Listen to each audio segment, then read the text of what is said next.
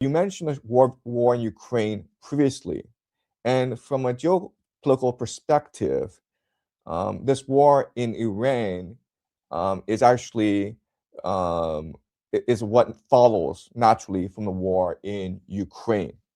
Because from a geopolitical perspective, Russia, if it were to win the war in Ukraine, it would have control over 1/3 of the world's carbohydrates.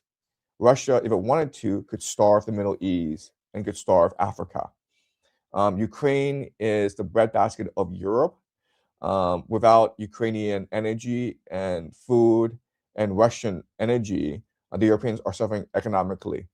And so, if um, Europe is to survive, then it needs its energy from the Middle East. And so, what America is trying to do is trying to control the Middle East by strangling Iran to death. And so, in many ways, this war in Iran is a response to the Russian invasion of Ukraine. Russia has complete battlefield dominance in Ukraine. This war in Ukraine is essentially lost. And so, if America is able to win this war in Iran, it will now control the energy supplies of the Middle East. It will control all the trade in the world.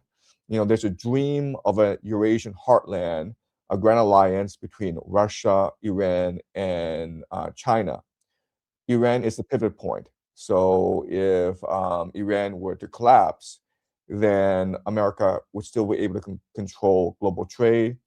The petrodollar would still be the dominant currency of the world.